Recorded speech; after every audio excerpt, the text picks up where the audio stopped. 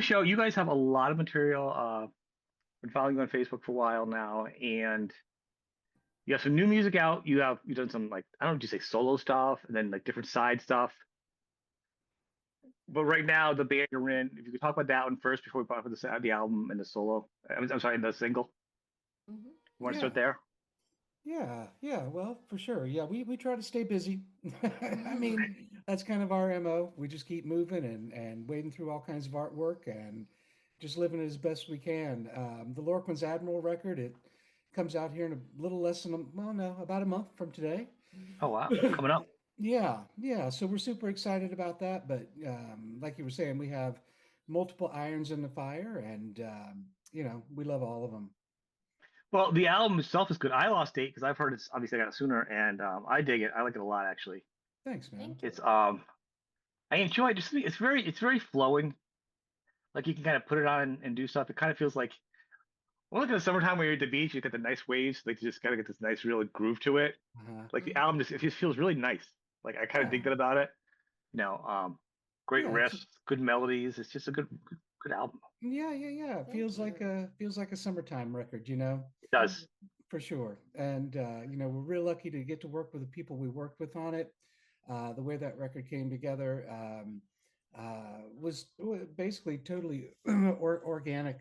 Um, we have friends that live in the UK and England, and they had um, they had worked on a number of collaborations with other people that I was familiar with. A lot of folks from the desert, and when they decided to do another Yawning Suns record, that was a collaboration between their band, which is Sons of Alpha Centauri, and a band from the desert called Yawning Man. Um, when they decided to do another one, they did one, I think, back in 2006, and then they decided to do another one years later. And they gave me a call and said, "Hey, you want to contribute to this next one we're going to do?" And yeah, I was all over it, man. Those guys, Nick Hannon and Marlon King, they create really great. Musical I call it the soundscape. Yeah, sounds. Yeah, It yeah, is soundscape. soundscape. Hmm. and it's just a beautiful kind of flowing stuff in their music. And the moment I heard it, I was like, man, I really want to sing some stuff on this. And I know Dawn would like to sing some background on it as well. And everything just fell together. They mailed me a bunch of equipment. I showed up from work What? one day, and on front porch there was a bunch of recording equipment. They said, "Have at it, have at it," and jumped all over it. Wow, Yeah, Hmm. Yeah. And and after that's that sweet. project turned out so well, we decided we should do another. yeah, And so that's where Lorquin's Admiral kind of sprung from. definitely, definitely. It's it's so good though. But being a project, so is it going to be videos? How are we going to do all the different projects and balance everything out now? Any live kind of music too with all your stuff? You got to be honest, it's kind of tricky for me because coming in, Mm-hmm. now people that don't know, I got a package of some great music, and it took me a while to dig in because I really like to dig in. And you Mm-hmm. have Hmm. a lot of music, and Mm-hmm. I've seen it. Don's a good photographer. Thank you. Someone writes books when he's not doing everything else.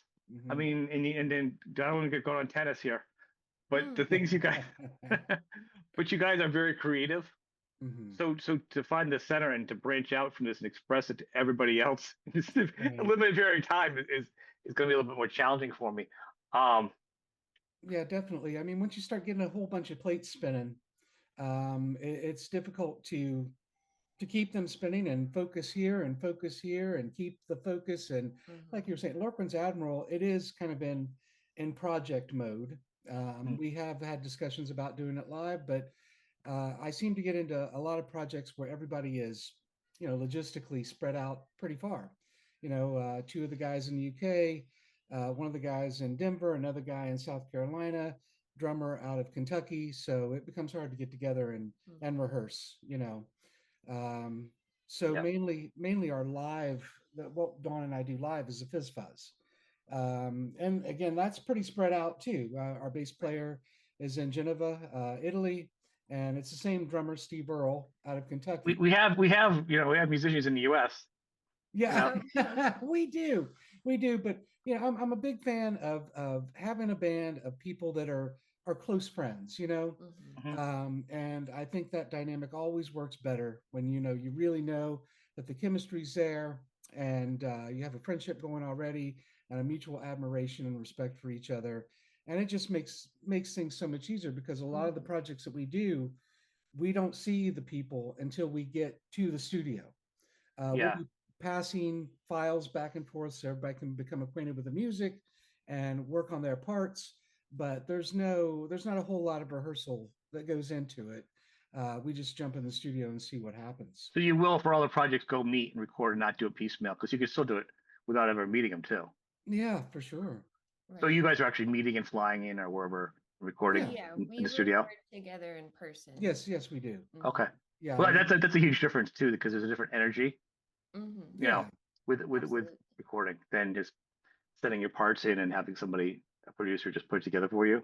Yeah, definitely. We for the Lorquin's Admiral record, after we had passed the files and the songs for a while, it just we worked it out where we had a Fizz Fuzz tour in the UK, and at the very end of that tour, we went immediately into the studio, and boy, we did that whole thing in about a week, in and out, and it turned out fantastically. We're really proud of it. So you do tour though. So you do some tour also with Fizz Fuzz though. So With Fizz Fuzz, yeah. And an occasional show with Hermano here and there. We're yeah. doing Hellfest here in a few weeks, which is going to be a hoot too. I can't wait to get out there and play. How was it able to promote your bands? Because as we talk about free, it's probably at this point, it's probably the best way. Because nowadays people are struggling to get their information out there. Yeah. You know, social media, this and that. Yeah. But to maintain 3 different bands and get them enough of attention. I mean, any of these could be the best bands in the world, but if no one knows who they are, you're not going to get on a bill. You're not going to sell a club. Like, so the attention of 3 different things in this weird market nowadays. Yeah. How is that balanced? Well, I was very lucky to years and years ago, I put together the first Hermano record, and that record garnered enough attention that everything that I began to do after that began to garner more attention. So at this point, we don't put a whole lot of time into promoting. We'll throw a Facebook or social media thing up every now and then to let folks know that the record's coming out. We'll reach out to folks in the press and say, hey, do you want to sit down for a discussion for a while? But we don't have publicists. We don't have anything like that. We just reach out to people, and we try to do it that route. Always. Well, it seems good with the obviously you're having some success cutting through the crowds of noise of so much music out there. I mean, because now that everyone does their own stuff, there's a million pages. There's just you can you imagine my mailbox is like for music I get. Like it's insane, to manage it all. I just can't. I can't handle it. So to get yourself that spot, even if somebody knows you, it would definitely have to be someone who would be like, the way we connected. If you were just randomly sent to me, it would take a little bit more of a nudge to even check you out. Oh, right. Well, the way that I ran across your show is that one of my favorite bands right now is Church of the Cosmic Skull. And I happened to see the interview you did with Bill Fisher, and Bill Fisher and I, over the last handful of years, we've developed a friendship and mutual admiration and respect for what each other's doing. I really love that band. I do too. They should be so huge. They should be huge. They should be, and they are in certain circles. No, but I mean, they should be like his other project should be almost as huge, but like that should be like a spinoff. Like that should be just like ginormous everywhere. That should be like a name. Yeah. We saw them play down in Oakland. Gosh, what was it? That was a few years ago now. It was a few years ago. 3 years ago? Yeah. Yeah, 2 or 3, because I think they were in New York too. They were close to me. I couldn't make the show. It was like close. So good. So good. Everything you would from listening to the records, everything that you would hope it would be, it was. And more. And they came when we were doing a tour in the UK. They all came out and saw us play as well, and just very lovely people, and great performers, great musicians, and every one of those Church of the Cosmic Skull records are tremendous. And I love Massive Hassle too. I just think what that guy touches and his brother is just gold. It's beautiful. I was talking to him too recently about touring, because I was like, what I would love to see someday is for a Church of the Cosmic Skull and an Hermano bill at some point in time. Oh, that'd be nice. That'd be good. And That'd be a good fit.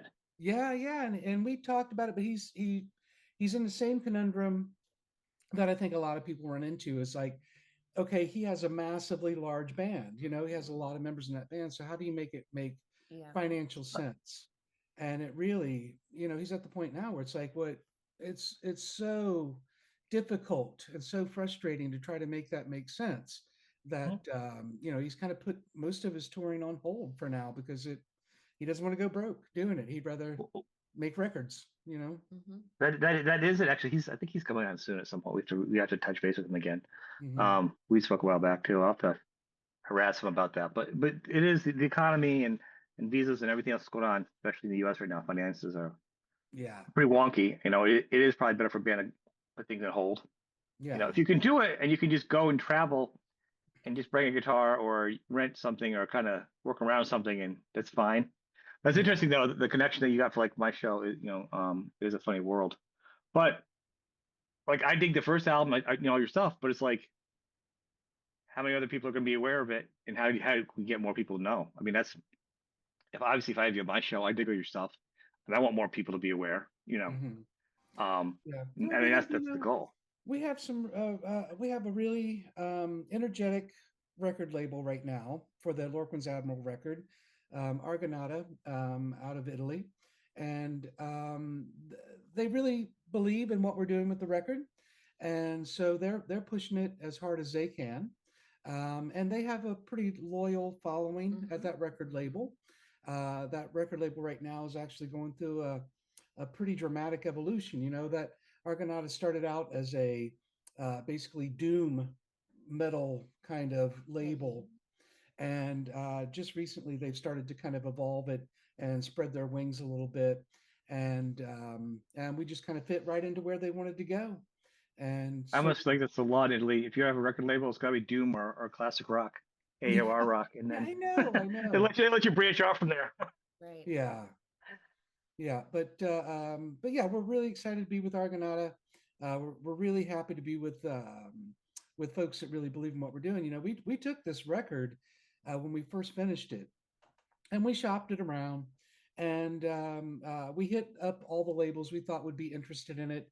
But because Lorquin's Admiral has so many different things going on within Influences it, and sounds. yeah, it doesn't really get pigeonholed into, I think, one certain genre. There's certainly classic rock, blues sound to it, maybe even some indie rock in it, some desert rock in it. And so as we began to shop it around, we had a lot of labels that couldn't really pigeonhole it. So they really didn't want to touch it. They wanted to continue to put out what they've been putting out and what sells for them. And I don't blame them. You want to keep your label alive. It's so hard to keep a record label alive like a venue right now. Right. All of them are just kind of fallen by the wayside. But they really latched onto it, and they really love it. So we're really lucky in that sense. It's definitely. I mean, everything feels like a single. It's all very catchy. It's all Oh, Oh, thanks. thank Yeah, you're welcome. How are we doing the full? There's two videos. You guys each kind of have your little parts in them so far. you. What's the plans for the rest of for the singles? Are you gonna just do like that with the waterfall thing and just keep releasing singles and videos, or what? Well, we have one more video that we've been working on, and we might do another after that, but no promises. Yeah. But we're just, we had a few ideas in the bag for what videos we wanted to put out. I don't think we're going to do one for each song. Of course, that'd be a pretty heavy workload, especially with all the other projects that we have going on at the moment. Right. But Mm-hmm. I think the few that we've been able to dedicate our time to have been pretty tremendous in how they've turned out. So we kind of narrowed down the number of videos that we're doing just so that we could make them better, quality over quantity. Yeah, and Dawn is definitely the captain of the ship when it comes to our videos and all of our artwork. The visual. Yeah, she is a master of that kind of craft, And so if she says we're only going to do one more video, that's probably where it's going to stop. You know, as we said from the very beginning of our discussion, we just have so many irons in the fire. We have to sort of delegate our energies to various projects as they become pertinent. You know, Right. we have the Fizz Fuzz record, a new Fizz Fuzz record that we just recorded in November, and as soon as Lorquin's Admiral record comes out and Hellfest is over, then our attention will really turn in that direction. And then perhaps, you know, if it's in the stars, we'll try to get a small tour going next year to promote that record. And it definitely takes a lot of energy. I mean, we're both working stiffs, man. You know, we don't Hmm. we don't make our full living off of playing rock and roll or producing music. So we get so much time off each year to go out and have fun doing this kind of stuff. Um, kind of and people ask me about that quite often. You know, why don't you guys tour more? Why don't you get out and do more stuff? And I'm just I've kind of reached a point in my life, you know, after doing this for, you know, 30, 40 years, playing music and getting out and playing live and things like that, that I often look at it more as a hobby and a pastime and something that I really love and will never stop doing. But certainly spending 180 days on the road doesn't really fit in with the program these days because we have other aspects. We have tennis games to Oh, play. right, right. And you also want to be able to keep your sanity as well. Definitely, definitely. Somebody posted something today about that, a tour life and how the sanity of how it's all about how unbalanced it is and how rough it can be. And it's great Mhm. parts, but it talks about the mental wear down. You know, to me, I always could understand. I couldn't never toured. I go on Mhm. vacation. I've gone on vacation a lot. It's got to be the perfect situation with a huge payoff. Like the thought of me going anywhere without a huge payoff, and not be in my Yeah, own bed at night, Mm-hmm. I'm just yeah, not about it. The yeah. touring to me just sounds like a nightmare.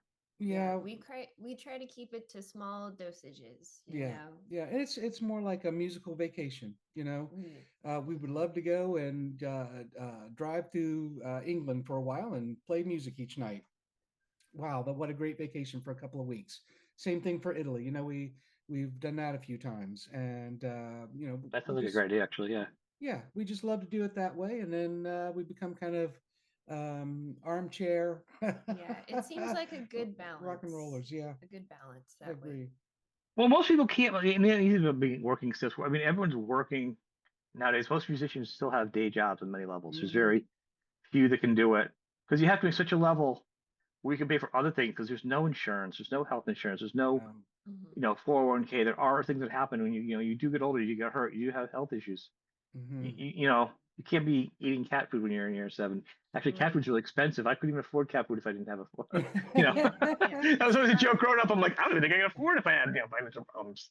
And Um, I think there's also a number of musicians, you know, and more power to them, man. I mean, keeping it alive and doing what you want and following your passion, man, that's beautiful. And Mm-hmm. if that's what you want to do and be on the road all the time, but you It's know, a rugged lifestyle, and and, though. and I know people that now they've reached a point where, you know, they've toured their whole life, they've done music in small venues and some bigger venues their whole life, and they've kind of reached a point now where that's kind of what they have to do.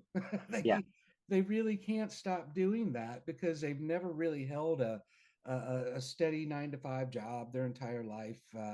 They never worked in that direction, and so you know they're going to be touring until the day they roll did them I? out. Well, that's the hard thing. Some of them have no choice, and some don't know what else they could do, and some of them just Hmm. really have no choice. And some enjoy it.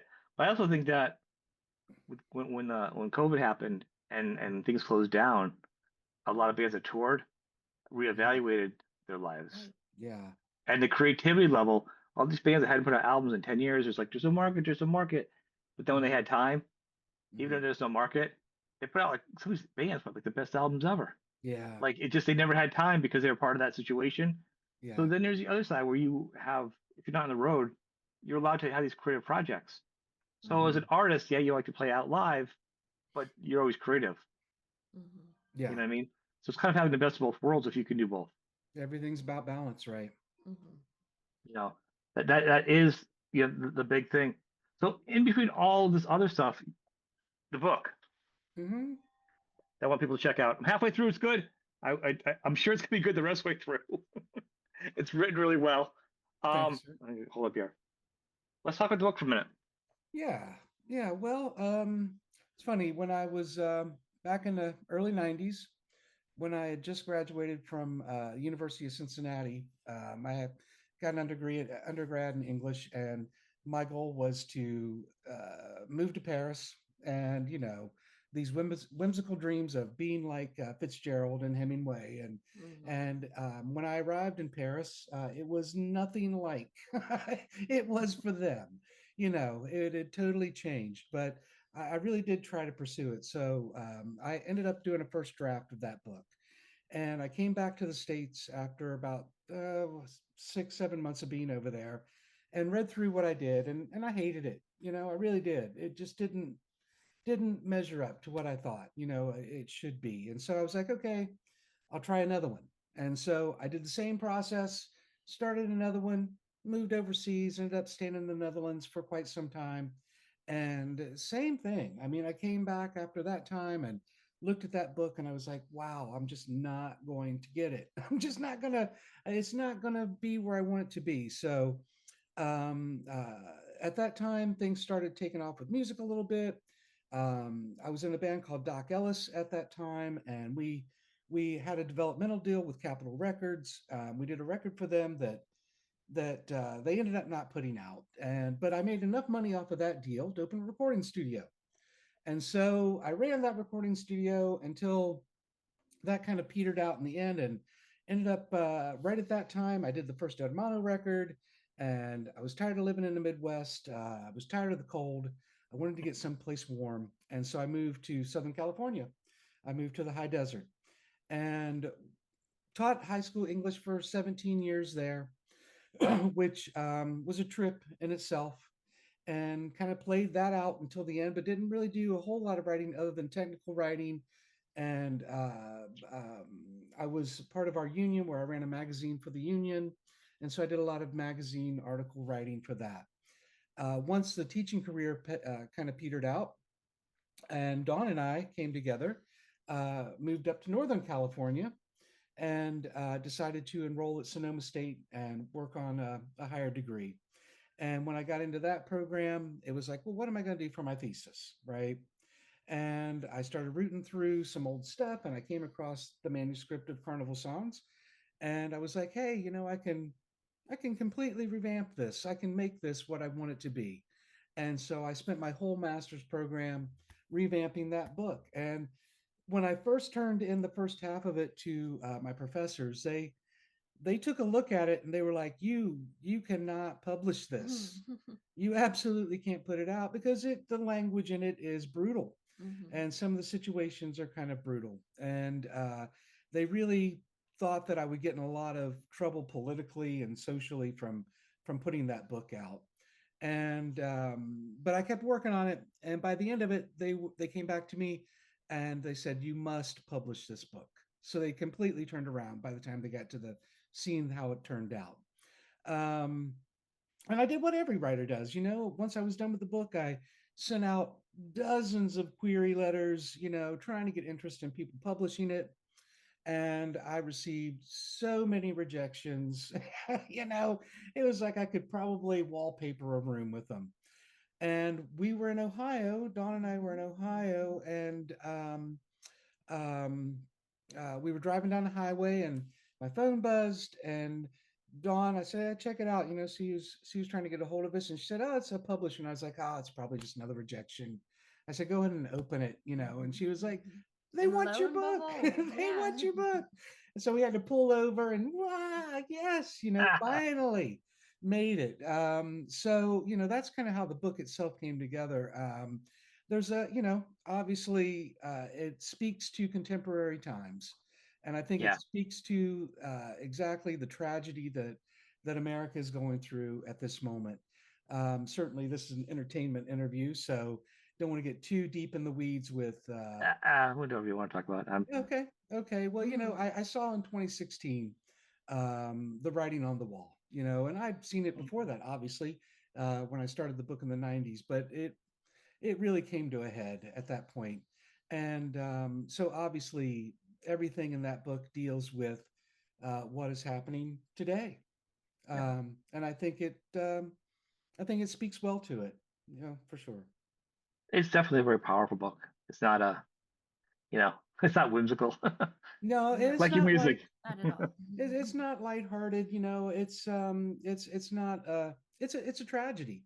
I can't Which is agree. why I actually haven't finished it because I actually stopped at one point because I'm reading it and I'm like, it's so good. Mm, And I don't do a lot of interviews with book reviews if I have to because I just don't. And well, because you got your power on through and you can't, what I mean, to get Yeah, done for a date or whatever. And I like to enjoy it and work at my pace.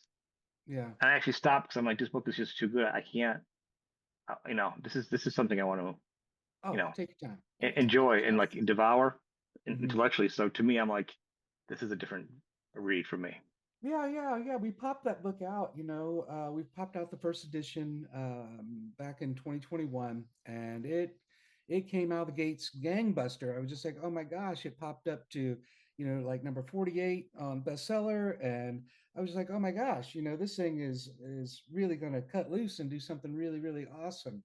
And then all of a sudden, after it sold, a significant number of copies, it just seemed to like, bing, that was it. And again, I don't have a promoter. I don't have, anything like that out there selling the book for me. Um, and so I thought, okay, it was 15 minutes, and that's cool. A lot of people got to read it, and I got a lot of great reactions and a lot of great feedback, and I felt really successful, about putting it out there. And then, just recently with the debacle back last November, my publisher got a hold of me and said, hey, I think we need to do a second edition because a few editing mistakes had slipped through in the first edition, as happens all the time. Mhm. And I was like, oh my gosh, I can go back in and correct those typos. Yes, let's do it. And so that's where the one you have right there, the second edition, came out. And so far, so good. It's selling a few copies here and there, but success to me is that I finished the book. People seem to like it, and I think it speaks to the time and certainly for my children. I hope it becomes a legacy piece for them. Yeah, it's not for the squeamish. Only cool people can read it. So if you're not cool, don't read it. Anybody can read it, even the not cool. I'm just joking. I'm not cool. I read it. If anyone's not cool, I got a house full of kids. They'll tell me I'm not cool. Yeah. And tell my yeah. There's no ego here with me. Um, so besides so writing, recording, and then Dawn, besides the visuals, photos. So Oh, also are you doing videos? There's a video too that would also get for Yes. this talk. So like, yeah. let's talk about you and your visual arts here. What's going on Yeah, also? absolutely. I mean, nowadays I'm just steeped in the visual arts all day long. I actually my day job is a lab technician at a Photoshop up here, and Hmm. so I develop film there and I scan it, I print it, I do all the photoshopping that the good people of Santa Rosa need. And then I get home and I do the same thing for myself for the rest of the evening. Mhm.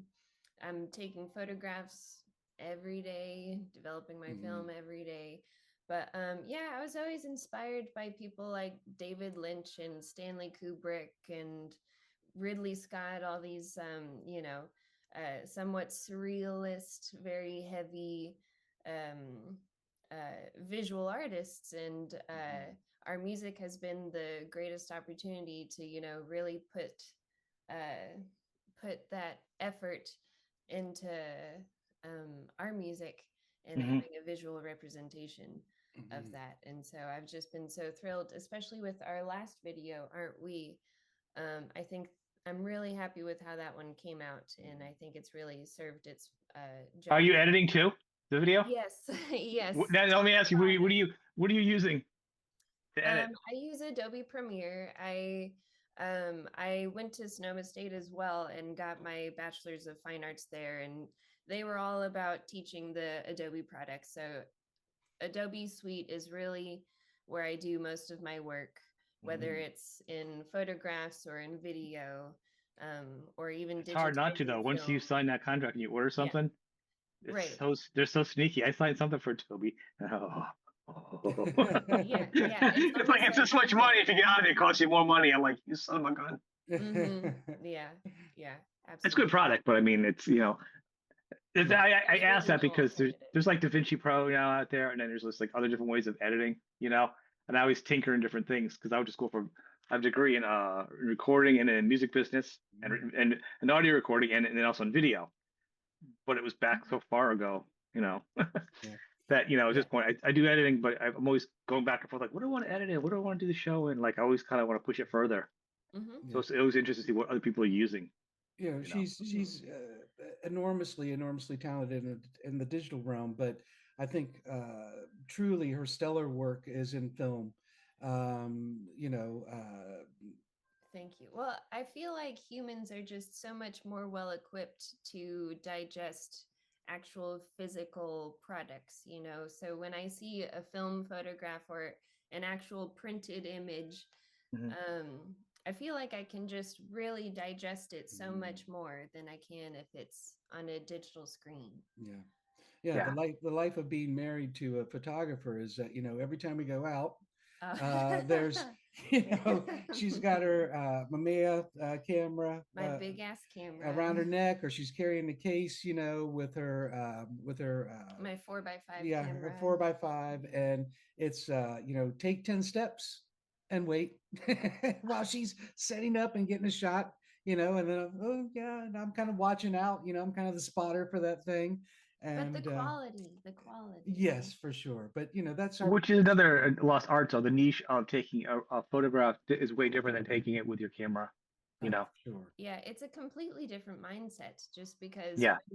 when you have a memory card that can hold, 2000 photos on it, it's just so much more dispensable, like you can just fire off as many shots as you want. You don't really have to sit and really think about your composition and your lighting and whatnot. Just the process of having to stop and do the dance, as they call it, hmm set up your Mhm. camera and everything. You have to slow down and you have to consider, do I really want to take this shot?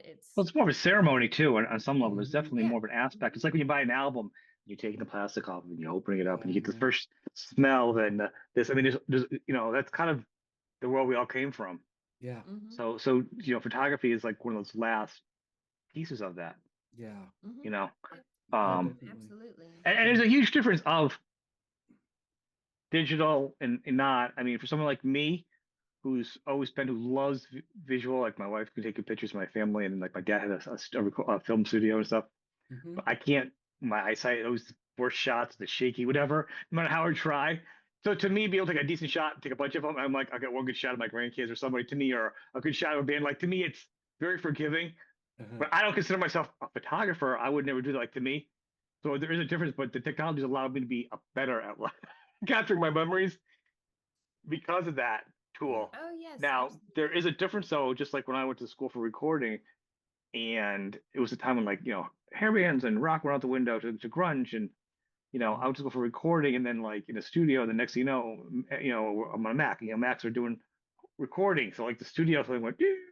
Also because everyone's like, I yeah, can do what's in the studio on my computer. I'm like, not really, and you really yeah, still can't. Right. You can't do drums on your computer. You got to right, do it in the studio.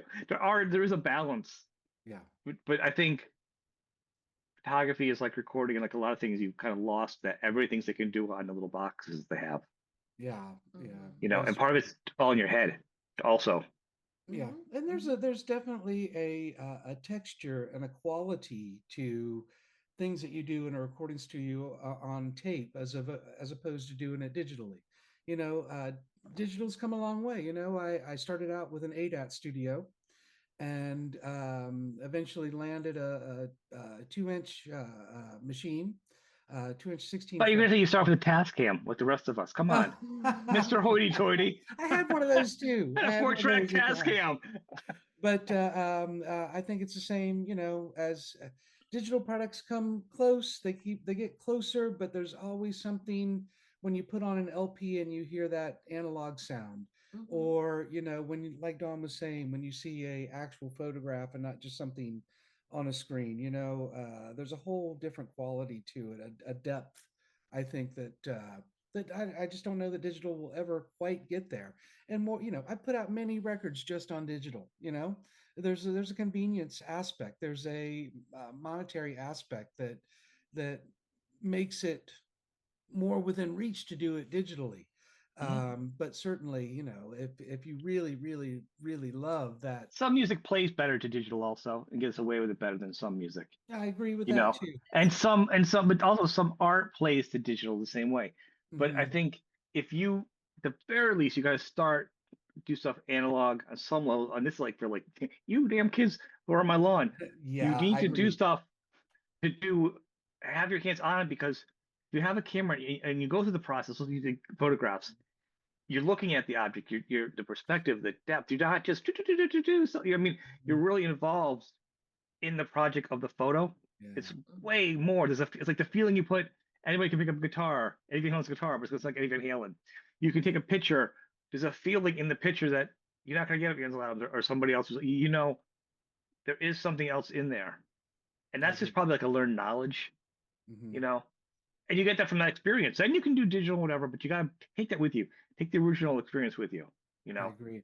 Mm-hmm. I agree. You know, we were just devoting a little bit of time today Oh, to that's Dawn's right. room. My oldest daughter recently moved out, and so we have the spare bedroom, and Dawn was immediately like dark room. Yeah.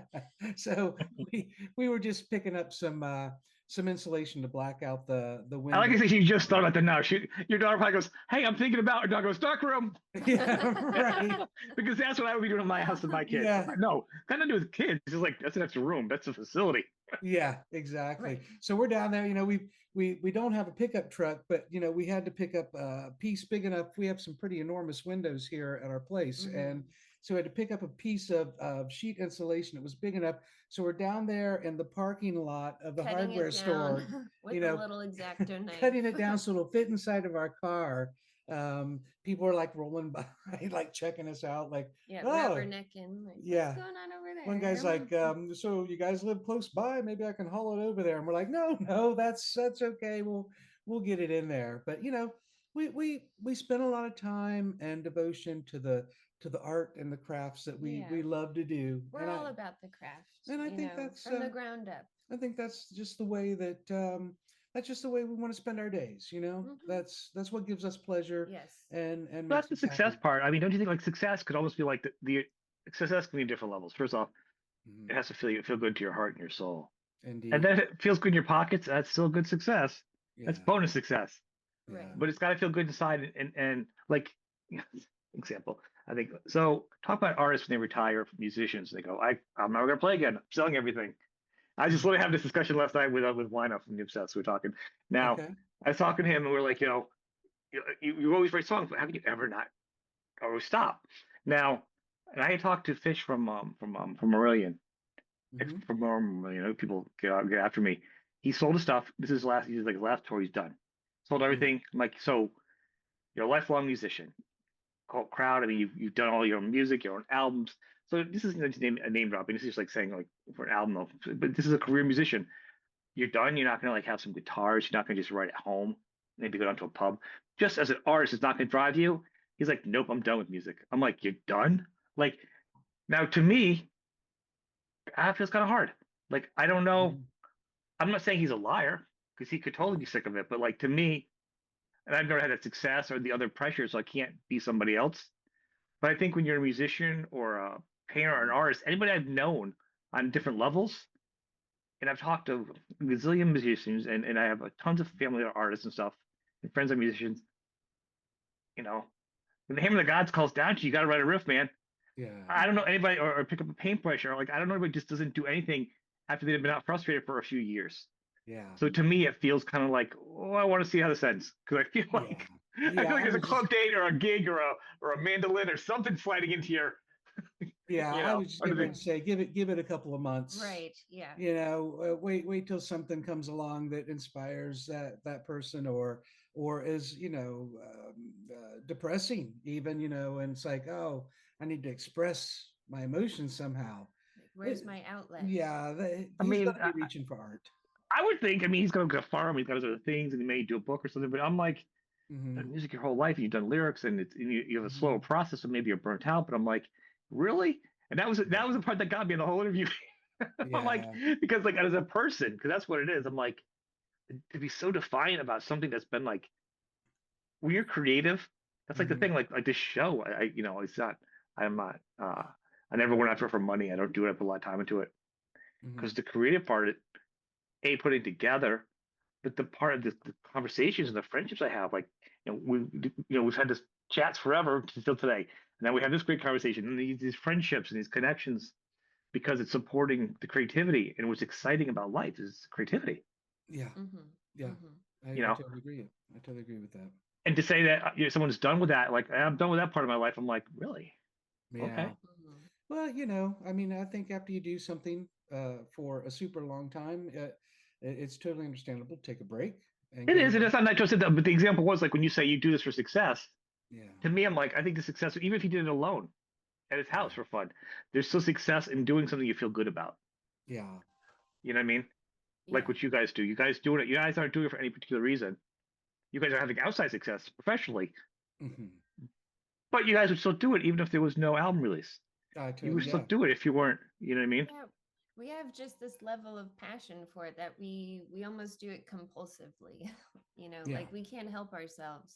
But I mean, I could understand how perhaps after frustration, one could say to themselves, all right, I'm going to put it down. But I know if it were me, I'm going to come crawling back to it after a while, just because, like I said, we have this, we're compelled to reach for that outlet, as I was saying earlier, and to write it down and just to, it has to go somewhere. That energy has to go towards something because that energy is not going to go away. It's going to be there scratching at the back of your head, and well, that's what I think. I'm like, you're not going to be walking around. I'm only using him because I love him, but it's a good example because more people know who he is. So it's a good talking point of an artist that would actually do that because people are like, yeah, but name something. Like, all right. But like, I'm like, you're going to be walking around. You're going to get a lyric in the back of your head. Things pop into that because you're an artist. Yeah. You're a painter. I know people that don't paint, but then next thing you know, there's scribbling and I'm like, see, you just don't. It's the muse is always going to be there. You might have to surrender to it differently, but you can't just say it's out of me. Yeah, I would find it difficult to, say for sure that I would put it down, with such resolve. I would think it'd be really difficult to really stand by that. And we're very, I think Dawn and I are in a unique situation as well, is that, we wake up every day next to somebody that is totally inspiring and totally pushing the other person to move forward with, other pieces. Hey, come check out this riff. Let's work on this together. Let's do this together. And we just kind of play off of each other in that way. And I think it comes into the trust that we have with each other in our relationship and in our partnership, that we're always ready to lay things out, without having like these inhibitions or any kind of competition or anything like that. Just like, hey, check this out. How can you help me with this?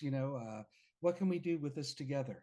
And that puts us in a very unique position where we have somebody there's a inspiring 24/7, a constant exchange of ideas going on all the time. It's always broiling, so there's definitely a trust thing, and I've noticed that more and more lately. There's a lot of relationships where partners are not only musically but obviously romantically involved in so many other levels now, and it actually blossoms such a happier, strong base because they have somebody that has their back, but also listen to be an artist. It's also not gonna, but also not gonna placate them. Also, because you don't need that. Also, as an artist, you need somebody who's gonna be honest with you, but you need to be vulnerable and trusting, which is so hard. And if you're not, it could be brilliant. We could talk about some of the best Rolling Stones albums from the 70s and early 80s up to the Harlem Shuffle. We can forgive them for those outfits. But I'm saying but you can have that clashing dynamic. You can have the clashing singers and this and that. But we've learned, and I feel like almost like Jim was talking to so many people also how things are built. When I see this kind of relationship, it always seems like it's the best. It's the most fruitful foundation. Well, I think you have to definitely leave your ego at the door because the other person knows all your bullshit already. And so I think that's it right there. I don't think there is any ego at the door because that person already knows you. Yeah, right. Exactly. It can also put a pillow over your head when you go to sleep at night, so you maybe want to be nicer when you criticize them. Yeah, yeah. So Yeah. I think that alleviates a lot of, like, I've been in band situations and musical situations where people become so protective of what they've created. They bring a riff into a rehearsal situation and somebody wants to add something to it, and they're just like, no, no, this is perfect as it is. And we're truly lucky that we don't have that. If we bring something in, we're always ready to hear what the other person says. It may Hmm. not work, and we're not afraid to say, no, no, no, I don't really think that works. I don't want to say that we have to accept each other's ideas no matter what. But Right. Because sometimes there is the perfect riff and there is the perfect line, a yeah, perfect picture, and yeah, sometimes somebody from the outside, like you do have to have the belief because think of some of your favorite songs. If somebody came and said, if that riff was a little different, we wouldn't know that song right now. So yeah, there is a self belief, but there's also a lot of things that wouldn't have been heard if someone say, hey, you know what? Maybe if we change this. So there is a yeah. balance that there's I no agree. guarantee, and that's maybe the exciting part of songwriting because you just don't know Yeah. Mhm. unless you just release both versions of Ah. it. Side his and side hers, and you kind of like Mm. let You're people giving sort it us an out, right? idea now. Oh dear, yeah, no, don't give That'd be a them good that one, huh? idea. Come on, actually, side his and hers is pretty good, actually. That's pretty funny. One of the things, so got a little background on you and your musical background. But Donald, like, what is your background? Like, what got you going into the music part? Yeah, so I'm a third generation musician. My grandfather was in bands. My dad is in bands still currently, and So what so do they play? What do they play? guitar. They both play guitar, and so they're always a ready stock of guitars in the house. Since I was very small, and so it was only logical that I eventually would go into the fold and pick up the craft myself, and also both of those um, patriarchs of my family. They both were visual artists as well, mostly in drawing, actually, like ink and Okay. paper. But so it was just in my upbringing that I was eventually going to become a Mhm, musician. It was only natural. And I mhm, took, in schooling, I took music classes and all that. And I mhm, had, my best friend, my cousin, for years, we would always meet after school and, have our little band practice or what have you. mhm. And so, it's just been in my blood the whole time. So it was natural that, when we started getting together and Mhm. meeting on the tennis court and what have you, we were like, well, we're both musicians. It only Mhm. makes sense that we should probably try and see what we can make out of this. And here we are. Yeah, definitely. I mean, we didn't come together as musicians. Dawn had a lot of tennis background, and I made the mistake of saying, "Hey, I haven't played this game in 20 years, but I think I can take you." And that was probably the most humiliating But sporting. you're sitting me here with me with a life you built with us, so I think you won that one. So Yeah, well, I'm telling you what, man, I was falling down on the tennis court. I was, getting injured, and at the end of that, it re-sparked my interest in playing not only tennis, but we would have conversations after our matches, and we just found that we were just so Simpatico. simpatico, yeah, with each other, mhm. and our outlook for the future, and the things that we believed in, and even our political interests and things like that were just so closely woven together. We didn't know it until we started hitting the tennis ball around, and then within 8 months of that, we had a tour in Italy booked, to go and do an acoustic set. So we did, Oh, wow. yeah, we did a couple of weeks of doing that together, and we definitely weren't in our top form at that point. We were just getting started together, so it was really rough. But when we got over there and we played those shows, the reception was just so But you enormously must have awesome. learned while playing together live under fire, Yeah, and I say fire is in pressure or not pressure, whatever it is. You know what I'm saying? To be there because you have your own desire of like, I want to do something good for people, that kind of pressure, yeah, not like, yeah. they're gonna chase you out of the village or something. Must have really upped your game a level. No doubt Oh, about it. absolutely. No, and gave us confidence that hey, we can do this. Let's see if we can put a record together. And every step just kind of fell in line, and Hmm. it was just such a beautiful experience. Every time we set out to do a project like that together, it's just it brings us. I don't know how we can be much closer, but it brings us even closer together. and gives us memories and experiences and things to talk about. Hey, you remember Oh when? yeah. That kind Mhm. of thing, and just makes our lives together beautiful. That's nice. I mean, and it works out well. It's funny, like, you remember, man? You're like, yeah, I have the same memory. Could you get something different, please? You're hogging all my memories. Oh my God, it's like a mirror. Um, I jest, but it's good, but it shows why you guys have so many strong projects together. Also, Mhm. the teamwork. It Mhm. Agree. and it's interesting because I mean, and thanks for sharing all this for me and everybody. And I'll put the links below for everybody, check out the show, That's terrific. whether they're listening or watching it. Hmm. But there is such a wealth of material, like in coming in and trying to like on the outside, trying to like look in and try to get a hold of it.